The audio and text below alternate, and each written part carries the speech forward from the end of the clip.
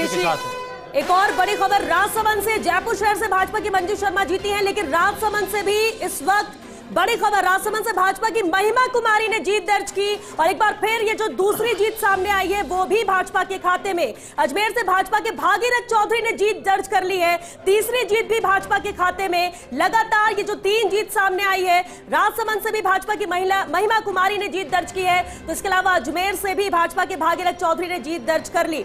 तो 3 लगातार जीत। राखी जी, देखिए 2 महिलाएं हैं, उसमें खास बात श्वेता ही है। और जिस तरह से मोदी जी ने महिलाओं को आगे लाने का काम किया है, उनके लिए नारी शक्ति वंदन अधिनियम के माध्यम से अगले जो विधानसभा लोकसभा चुनाव होंगे उसमें 33% आरक्षण दिया है, वो एक राह खुलती है। और एक महिला होने के नाते हर एक महिला गौरवान्वित होगी कि पहली 2 सीट जो जीती राजस्थान से वो किसी महिला ने जीती है। और मैं बहुत बहुत बधाई देना चाहूंगी इन तीनों को और साथ ही हर एक उस कार्यकर्ता को जिसने जी जान से इस पूरे चुनाव में मेहनत की। आप देखिएगा, मैंने कहा था शुरुआत अच्छी है, अंत भी अच्छा होगा। लेकिन शुरुआत तौर पे एक और बधाई फिर और ले लीजिए साथ साथ, क्योंकि उड़ीसा के साथ साथ आंध्र प्रदेश में भी एनडीए की सरकार बन रही है। भले एक तरफ एग्जिट पोल में आंकड़े नीचे आ रहे हैं और उसको लेकर सवाल उठ रहे हो कि एग्जिट पोल से इतर परिणाम आएंगे, लेकिन अभी तक जो जीत के परिणाम आए हैं वो तो पक्ष में, बिल्कुल पक्ष में है श्वेता। और आप देखिएगा ऐसे स्टेट्स जहां पे ऐसा कहा जाता है कि भारतीय जनता पार्टी का कोई वजूद नहीं है, वहां पर चाहे केरल हो चाहे तमिलनाडु हो, वहां पर भी हम अपनी वोट परसेंटेज को बढ़ाएंगे, अपनी परफॉर्मेंस को बढ़ाएंगे। और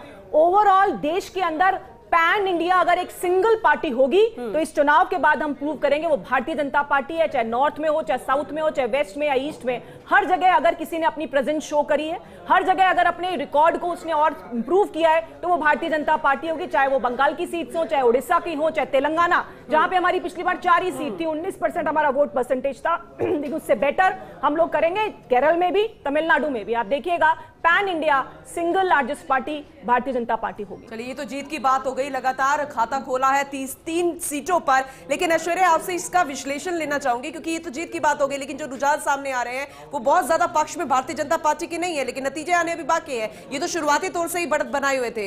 जो लूज फैक्टर्स रहे हैं राजस्थान में बीजेपी की तरफ से अगर देखा जाए तो वो कौन कौन से? देखिए, यहाँ पर अभी जो जीत का रिजल्ट है 1-2 और आने वाले होंगे। एक सीपी जोशी को भी अभी घोषित कर दिया जाएगा, थोड़ी देर में फर्स्ट इंडिया बता देगा। सीपी जोशी के अलावा दामोदर अग्रवाल हैं और फिर झालावाड़ है दुष्यंत सिंह का, ये सभी के सामने है। लेकिन कुछ सीटें ऐसी भी देखनी होगी, उन सीटों पर परिणाम क्या है बिल्कुल